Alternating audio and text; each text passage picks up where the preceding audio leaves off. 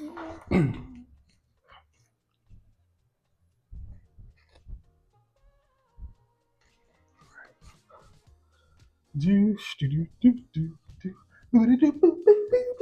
the intro music. Ooh, Just started yeah. You like it? it's something. Yeah. Good, good. Okay. Well, welcome y'all to another wonderful episode of the Fatcast. Today I have a very special guest, someone that I've been friends with now for 15 years, maybe Yes. a little more. I don't do math. Yeah, Well, yeah, you we're do gonna English. say sure. 15 years. We met Yeah. in college at Rutgers University. We Yes. spent a lot of time putting up Yes. shots and working out. And Not passing. Yes, we were done for sure. 100%. We took nothing. We Not never passing. practiced defense. We only practiced offense and Just shooting shots. Yeah. all the time. Yeah. But I have Karen Carter here. She's a English teacher at Lawnside Middle School.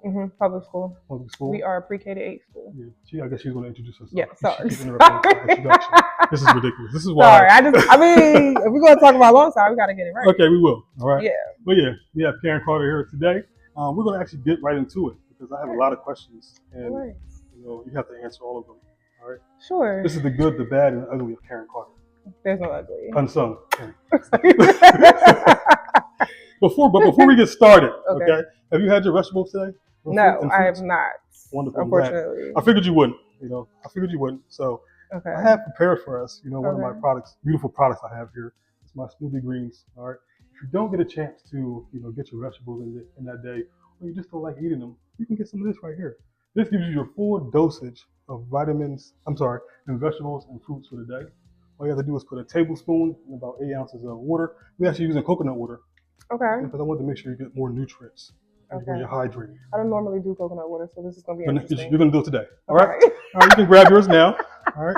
Oh, can I shake it? You can shake it now. Okay. Okay, good. Okay. It's like, see how nice and green it is? Woo! Okay.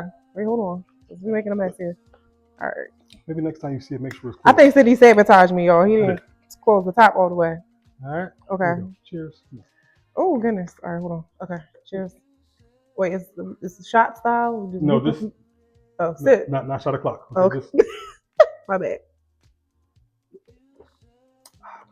Okay. See? It's delicious, right? Okay. Like I said, I don't normally do coconut water. I had a really bad experience with coconuts. You did? But this is not terrible.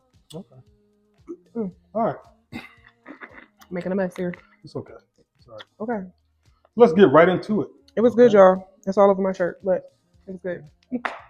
So let's just go into it because there's a lot of people probably watching who don't know who you are. Okay. So let's give me a background of who you are and what you're doing with yourself right now. Who am I? Currently, I am a basic skills ELA teacher. You already said that. So that means I teach at the middle school level. So 6th, 7th, 8th grade. Also coach basketball for our middle school team. I'm trying to think if I'm doing anything else because I feel like I'm back in grade school. Nice. University of Penn for school leadership. Wonderful. So, wonderful. Okay. Yes, I have many balls in the air. Trying not to drop any. But so this show we're going to talk about a lot of health and wellness, all right, mental health. And I know that you're always active in the gym. What makes you include fitness into your busy lifestyle? Okay, so first, we're not going to lie to the people, right? Mm-hmm. Today was actually the first day that I've been to the gym in like a month. A month? Like I'll say a month. Okay. Life started lifing. Yeah. And like I said, I'm back in school, so I had to like adjust to that schedule of school and work, and just finding balance for me to like find the time. Yeah. I'm one of those people that when I go to the gym, I don't like to like half step. So I want to get everything that I need to do. I don't want to feel rushed.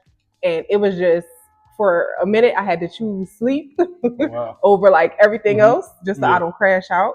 But I think I've gotten into my routine, so I was like, let me start today. Okay. But for me, I know like when I go long periods, like I can absolutely tell that I had not been in the gym for a while.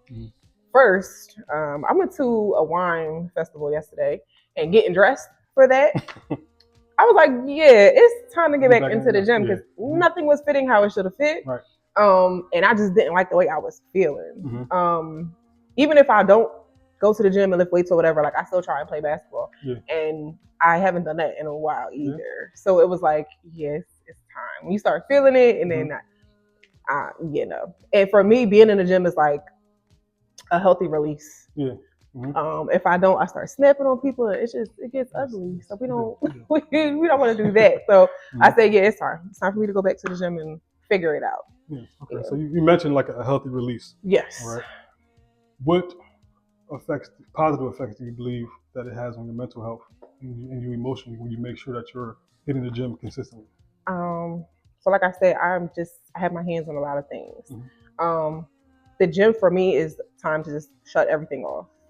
And I enjoy it. Like, some people are like, I gotta go to the gym. But I literally enjoy going to the gym. Like, I wish I had more time to be in the gym. Right. But it's something about it that's very relaxing to me, even though I be in there fighting for my life sometimes. Yeah. But it's very calming. Like, it provides a release that I know when I don't have it for a while, like, my attitude is terrible and I'm just not very fun to be around. Right. But when I have a consistent routine, I can go to the gym, I can work out. Like, even again, if I'm not in the gym, I'm playing basketball or I like to take long walks, whatever. As long as I'm finding a way to be active, I'm good. But when I'm stagnant for too long, I'm like, oh, this is terrible. Right. I do not like it at all. I understand. I get it. Yeah. I get it. Okay. And now you just talked a little bit about your basketball team. Okay. What are the 3 main principles that you want to instill into your youth? Ooh. First is accountability, right? Because I just feel like so many youth today, they do not believe in accountability. And the people who are responsible for them are sort of like letting them down. Yeah. One thing I will say about my girls, like, most of my parents don't really play that. Like, they hold their kids accountable. But even outside of my basketball team and the kids that I encounter every day in school, it's like a lot of them feel like they're owed something without having to like put in the work. Yeah. So there's accountability, and just integrity. Again, something I've noticed with Gen Zers is they just feel like, I'm just gonna show up to school. I'm just here so I don't get fined. Like, I'm not gonna do any work. Please don't ask too much of me. I'm giving you exactly what you asked for, nothing more. And it's like, you're worth so much more than that. Like, act with integrity. Like, don't give me just what I asked for. If you could do a little bit more, do a little bit more. I don't think they recognize like the doors that doing a bit more, going the extra mile could open up for them. Yeah. And they just, I don't know. I call them the microwave generation because they want everything like that. Oh yeah, because everything is instant. Everything is so instant now, and it's like, my thing is, if your brain can work to memorize these 30-second TikTok dances, you can work to like memorize these basketball plays. You can get your schoolwork in. So it's like, I don't know. It's a fine line because they can do that, but also as educators and coaches, we have to figure out a way to like tap into that. Yeah. Because if that's what they're going to do and that's how they want to move, we got to figure out a way to like utilize that. Right. I'm trying to think the third one I want to instill. I think for me, I always am big on like advocating for yourself. When I won Teacher of the Year last year, in my thank you speech, I said like, I never would have got that speech had I not advocated for myself. Yeah. Initially, they did not want me to be the basketball coach at Longside. Really? Somebody else got the job. Yes. Okay. And for whatever reason, they ended up like leaving. So I was the next person up, but I wasn't the first choice, even though bar for bar, my resume was far better than the person who ended up getting the job. But it just, everything happens in its time. But if I hadn't advocated for myself initially, I would never have been in a position to do the things I did to even earn that award. So I always tell my kids, like, if no doesn't sit well with you, there's always a way to advocate for yourself. Yeah. And I think a lot of our kids are also lacking the ability to like have one-on-one conversations with adults that are not at the disrespectful level. I'm telling them like, it's a way to ask for what you want without being rude, without being mean, without being nasty. And then if you can't get what you want from that adult, go find another adult to help you. Or go to the next adult above them. Like, there's always somebody above whoever you're going to that is willing to help you out. Right. But the ability the ability to advocate for themselves is like lacking across the board. Because it's either like 0 to 100. So they're not going to advocate, or they're going to step to you and it's going to be completely left. Yeah. So my girls always try to tell them like, I can help you, but let's work on you helping yourself first. Yeah. Okay. Well, I have 2 questions. Okay. I want to start with one because you just mentioned already. Yeah. You winning the Teacher of the Year award. Yeah. I've watched a lot of things you've been doing for the school. I see you cooking the fish fries. The fish is amazing, by the way. Every amazing. time you have it, I make sure I get that. Right. You know, I seen you took the kids to a WNBA game. Yeah. And you had that one panel where we came and talked about resilience. Yeah. Like, how did that feel? Winning that award based on everything that you've been doing. Now. Right. Pretty sure others been watching too. Right. So how did that feel? Actually? It was absolutely like the culmination of like all of my hard work. Mm-hmm. And again, it just goes back to advocating for yourself. Like, I didn't do all of those things to be seen, but it's also like, yeah, I did all of those things, right? And a lot of those things are outside of the scope of my job. So I'm coaching. The season is over, but we're still fundraising. I'm still taking the girls to games at UPenn, doing all these other things. But mostly because I enjoy it. So it's not like I was waiting around like, I need to get teacher of the year. But it felt damn good for somebody else to be like, yo, we see you. Right. And when I got the award, my superintendent gave me all of the nomination forms. And just reading the things that people were saying about me was like, wow. Like, you never really think like people are watching me. At my job, I had my 5 closest friends. We all work together. And honestly, if it wasn't for them too, like, that award is not possible. Because all of those fish fries and all of these other fundraisers, it's so much work that goes into it that I alone cannot do it by myself. Right. So without them, it's kind of like, I don't get that award. Right. But you never really think like people are watching, like, damn. So getting the award was cool, but like being able to read the nomination forms and the things that people said about me was far better. Far better. Yeah, if everybody's watching, I know I'm not even in the school. Right. So just imagine how many of your other followers. I'm about to say, that's a message I get a lot. Like, people just big me up, like, oh, I see what you're doing for the kids, you know, keep it up, let me know how I can help. And I leverage all of that. Like, oh, remember you said XYZ? So it looks like a lot, but really is just community and collaboration. Yeah. That's all it is. Me leveraging relationships with people who recognize like I'm doing a good thing. Yeah. And they want to be a part of it. And I think a lot of people can see that it's actually genuine. Like you said, you wasn't doing it to win the get award. Accolades and all this other stuff. I could tell, like, damn, Karen really cared for those kids. Yeah. You know? I really, them knuckleheads, like, I really rocked with them. Like, they, in a WNBA game was like the first time a lot of them even been to like a professional game. So to give them that experience was like hella cool. And they got to meet a WNBA player at the end of the game. So it was like, you know, we fundraising and doing all of this stuff all year. They're seeing their hard work come to fruition. Right. And just being in rooms where they otherwise probably wouldn't be. You know what I mean? Giving them that experience. That was dope. Okay. That was dope. So we're going to stick to the school. Yes. This is where we're going to be at. Right? Yes. Okay. You put on that panel, the resiliency panel. You called in, me, a couple other people. Yeah. Why was it important for you to have resiliency as a topic for all of those years? Like, what made you want to talk about that? So I probably should have said that's one of the principles I wanted to instill. But again, this generation is like, again, microwave. They want everything quick. And if they don't get something on the first try, even they might give it a second try. They're like, I'm done. This is too hard. So last year, I forget what I was even teaching, but I kept running up against kids like, this is too much. This is too much. And I'm like, yo, you got to be resilient. Like, life is going to throw some stuff at you, and this is light. Like, compared to the stuff you're going to see when you leave here. Right. Longside is really small.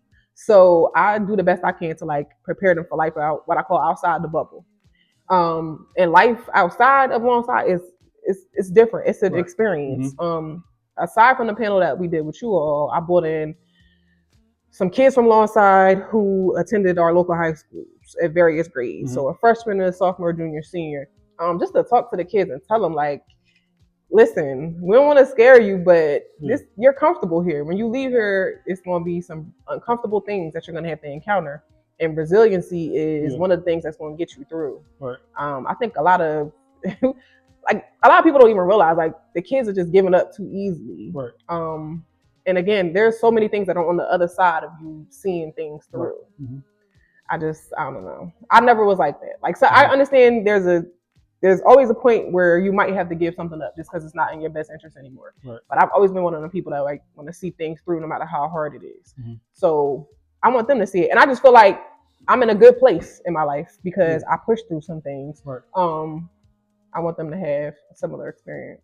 You pushed through some things. Yes. Right. Tell us about a time where your resiliency was tested, your mental health was tested. How did you actually get through that situation? How did you overcome that obstacle? check back with me in July when this grad program is over. Because this grad program ain't okay. I'm like, this is the one. I'm like, yo, just like the course of the day, there are so many things that I do. And again, basketball season hasn't even started, but I'm already like putting in work there. Grad school also comes with like a 360-hour internship. Right. So while I'm at school, right, I did the math. And it's like 9 hours a week. So I gotta find activities at school that put me in like a school leadership position that I can put down for my internship. So it's me always constantly wheels turning, adding numbers, trying to see like, oh, I gotta do this. So there's that component. And in school, I gotta stay on top of like making sure the kids are hitting their marks and I'm teaching the things I'm supposed to be teaching them. Making sure everybody in the room is getting what they need.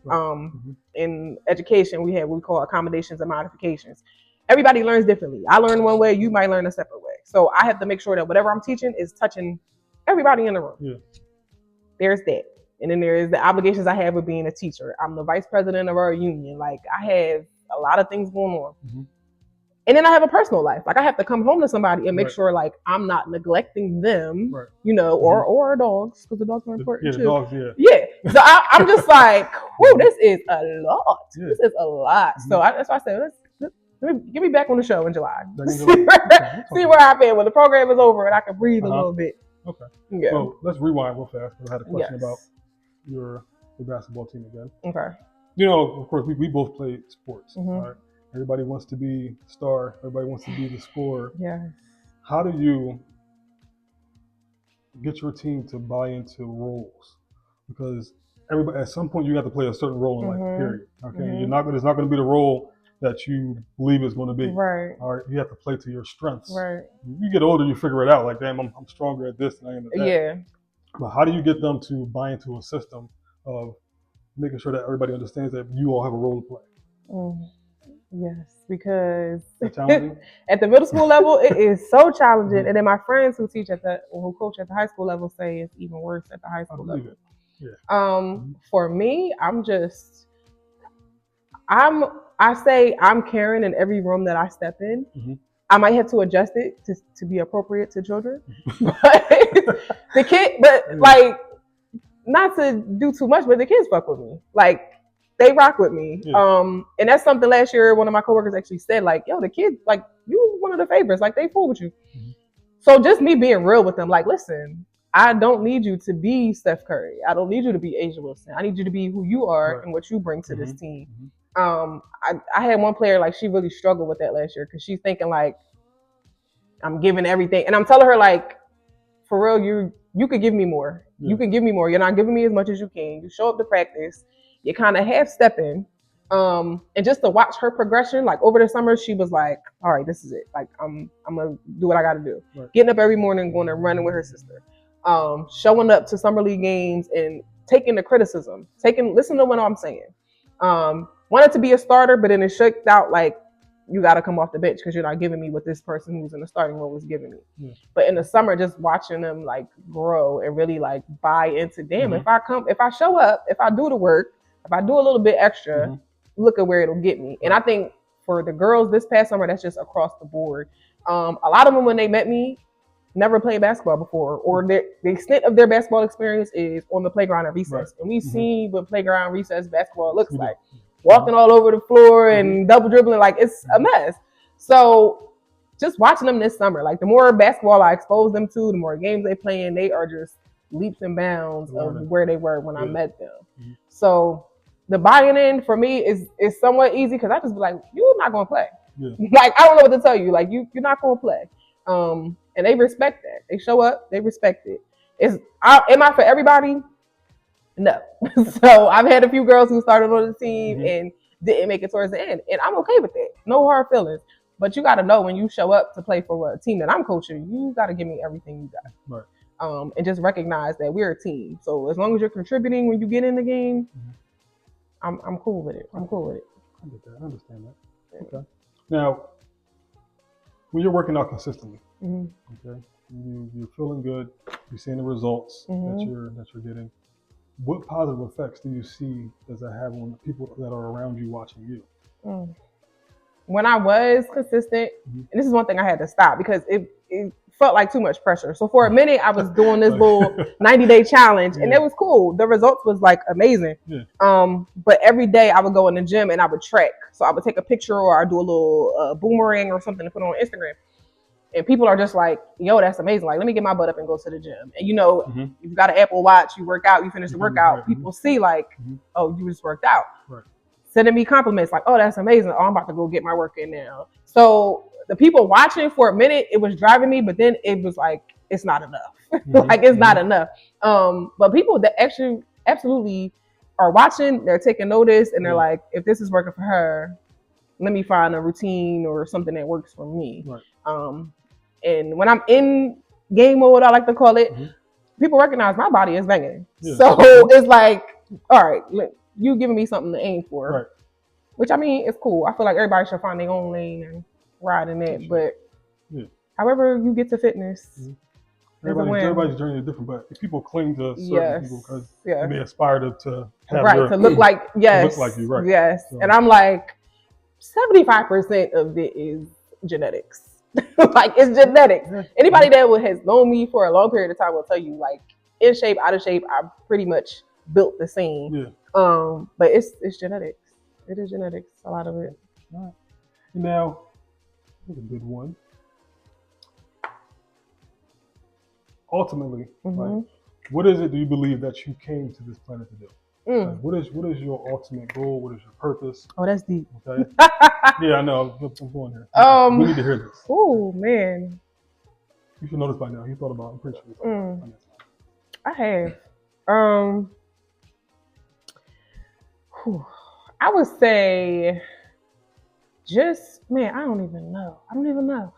I know that when I step foot in my building every morning to go and teach, there is just a sense of joy. And I could be tired. It could be 50 million other things going on, but I always get some sort of joy throughout the day. I love interacting with kids. That's why school leadership, I think at first is going to be difficult for me, simply because you don't have the level of like interaction with the kids that you do in teaching. But I feel like I can't affect change at the level that I'm at now. Like, I need to be an administrator in somebody's building, like making sure these kids are getting what they need and these teachers are being held accountable. You already sound like a right. That's why I'm like, and you're not the first to do something just now. Right, and you're not the first person that has ever said that to me. So it's just like for a long time, I really suffered from imposter syndrome, like just feeling like I didn't belong in certain spaces. But I just kept encountering people that would say the same thing to me, like, this is what you're meant to do. Like, you're good at this. Keep it up. So I don't know. I know creating genuine relationships with the kids that I work with has been like one of the best things for me. I'm not sure I could put a direct finger on like my purpose. Clearly I'm here to change somebody's life, to touch somebody's life, to impact somebody's life. But I'm not sure what that's going to look like overall. I feel like I've done a lot of that in teaching and the lives that I've been a part of. But who knows what it looks like when I get to the school leadership level. It could look different. What if you want to go back to teaching? Yeah. Wow, I thought about that.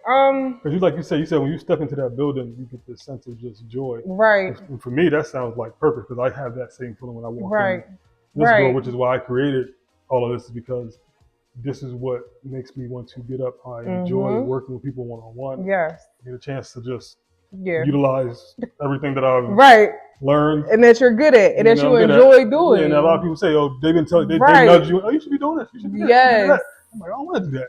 You fight your purpose for so long. But it's going to keep talking. Keep coming back to you. Shoulder until you really give into it. That's crazy. You sound like my mom. Sorry. Because my mom was like, I don't know if you need to leave the class now. Girl, these checks is saying I need to step foot in the administration arena. And it's not even just the money. Like I said, I just feel like as a teacher, there's only so much change that I can impact at the educational level. Like, I have to be in rooms where I'm the decision maker, where I'm telling, doling out roles and telling people what they should be doing. But I don't know. Would I ever go back? Maybe after like retirements. But let me ask you this question. So do you feel like the children at the school now feel like there's a wall between them and say the administrators, the principal, and stuff like that? You feel like there's a wall? Is there a they're wall? not accessible like the teacher is. I wouldn't say that there's a wall, but I do feel like it goes back to advocating. Like I just feel like they don't feel like they can speak to them in a certain manner. Mm-hmm. And I'm like, they're humans just like us. So is there a wall up?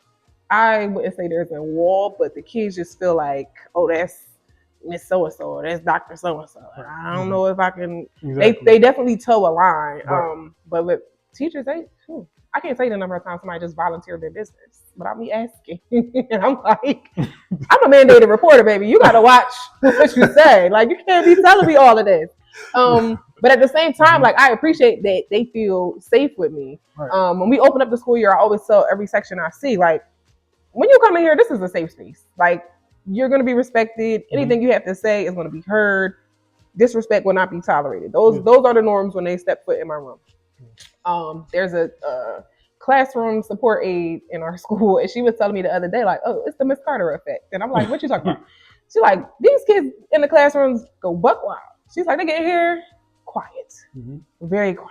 Yeah. A principal told me the other day, like, Miss Carter, when the kid said, Miss Carter class is too quiet. I can hear bees buzzing. Absolutely. How do you do that? Because we're learning. How do you do that? Right. And she said, that's how it's supposed to sound. Like, you're supposed to sound like it's some learning taking place. Mm-hmm. So I just hope that when kids interact with me, that they feel safe. And then when I get to that administrative level, I feel like they'll still feel like that. Because again, every room I step in, I'm caring. Mm-hmm. People feel that. Yeah. They can fool with it. So it's like, kids know when you BSing. Right. They know when you BSing. Yeah. So as long as I keep showing up as me, I don't think when I become an administrator that the kids will feel like there's a wall. Okay. At least I hope not. Oh, wonderful. Okay. Now, how do you answer that question? I want to talk about, because you were an English teacher. Yes. Now, right? Yes. I want to tell you a story. Okay. About how you impacted my life, my grammar. Okay. You probably don't remember this. Okay. You don't remember this, but when Facebook first started, everybody started getting on Facebook, of course. Everybody started putting their stats. And I think that actually highlighted that a lot of people who don't know how to do sentences. Okay. And I was one of them. Okay. But every time I would make post a stat, I would get a message from you saying, reread that thing you just posted, please. You see, you would. And you did it a couple of times. You are not lying, because we have a very good mutual friend that I do this to all the time, and I'm like, fix it, because again, you never know who's watching, and there are some people. Or I'm gonna make somebody mad when I say this. There are some people who are like in education positions, like and run on sentences on Facebook. No, maybe like it's pretty bad. Listen, pretty bad. It's bad, and I just feel like it doesn't take too much to punctuate and capitalize and use proper grammar. To this day, before I even finish, I make sure I reread because I hear your voice in the background. Because I'm gonna say, fix it. You're like the Facebook hall monitor. I am. And I hate when people say it's just Facebook. Okay, well you sit up here and look crazy. Yeah. Okay. Yours was probably not the worst I've ever seen. I've seen some bad. I've seen some, When you brought my attention to it, I started focusing on everybody else, and I was like, look at this. It's a mess. Exactly. But okay, I think that's all I needed. That's all I needed. But any final words of encouragement? What would you tell someone who is on the fence about getting off the couch and getting their lives back together by getting in shape? And actually, we're not only just about their body, but what are you going to do to actually focus on your mental health and your emotional health and your physical health? What would you tell somebody to get them off the couch? I would say the first mistake that most people make is trying to do like everything at once. Like you feel like if you want to start working out, now you got to eat healthy. Some good advice that somebody once gave me is like, pick one and start there. Mm-hmm. So if you have to like change your diet, start there. Do that for like 2-3 weeks. Yeah. Once you get a routine with your diet, then start incrementing activity. Small baby steps at first. Like I said, I love to take a walk. Like if I feel like I have to move and I don't have a lot of time to be in a gym, I will go and walk Cooper River, or there's a park where I live. Small things. And I think people think like fitness is supposed to look like you throwing around weights in the gym and doing all this extra stuff. No, you could literally take a 30-minute walk. That's fitness. You could get a jump rope, and I have become like the ultimate hype woman for jump ropes. Because jump ropes will burn some calories, and it'll take like 10, 15 minutes. So anybody that's thinking about getting into fitness, just take baby steps. Take baby steps, do small things, and watch it all come together. Because I feel like once you do small things and then you start seeing little differences and you start feeling different, then you're like, okay, I could do a little bit more. But like I said, you got to do what works for you. Like you can't see me on Instagram doing what I'm doing and thinking like, oh damn, Karen doing that. Let me get out there and try. Right. You got to start where you are. You got to start where you are. Yeah. So, and it just, I don't know, the results and the impact are just, I don't know, what is the word I'm looking for? The results are like, every part of my life is positively impacted when I'm like consistent with exercising. Mm-hmm. I feel good. I sleep better. My body looks better. Even like I notice like my skin, like when I don't work out for a while, my skin starts looking crazy. And just your stature and how you present in rooms. Like I don't know. Like I understand breaks. Everybody needs a break. Sometimes, like I said, life happened to me. Mm-hmm. But just the benefits of exercise. There's too many to like think you're just gonna be okay. Especially if you have kids. Like these kids be out and doing a million different things. Mm-hmm. Even if you get up and do like TikTok dances with them, that's movement. Exercise. You're moving, right? Yeah. So the little things. I think people think fitness is just an all-encompassing, like, wow, I gotta do all of these things, and now I gotta eat 2 grains of rice and a piece of chicken. Like, no, you can still eat what you want. Just move. 20 minutes, 15 minutes, easy. Good answer. Yeah, that was a very good answer. Yeah. Okay.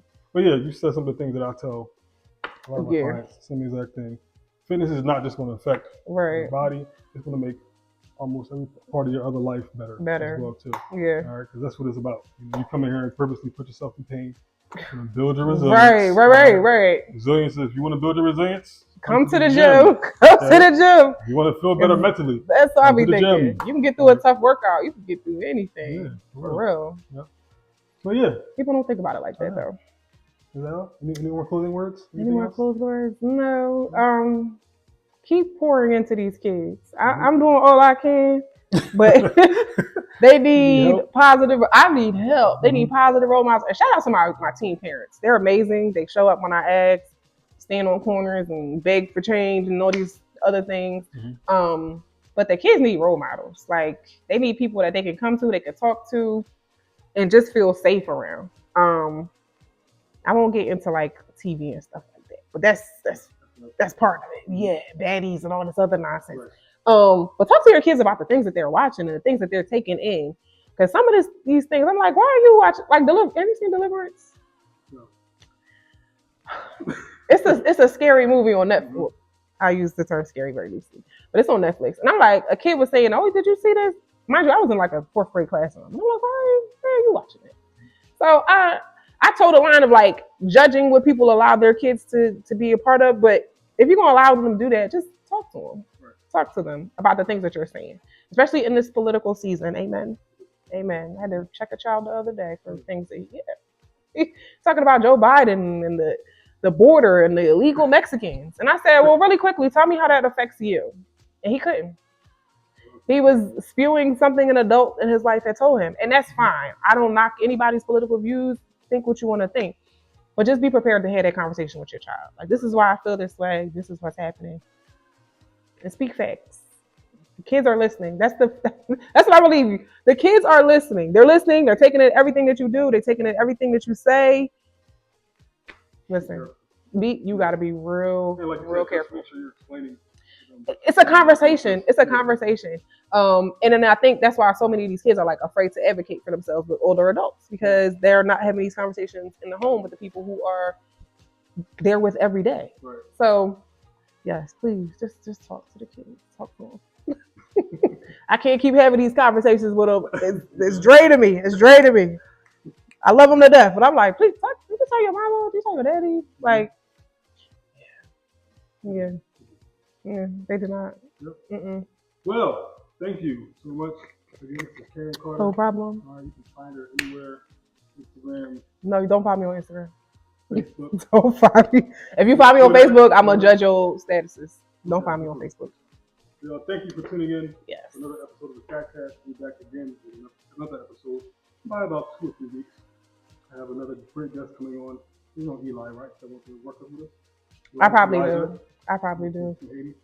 Sorry. Sorry. I was just in college, so they didn't throw me out. Amen. I got my degree, and I bounced. All right, y'all. We are out. See you next time.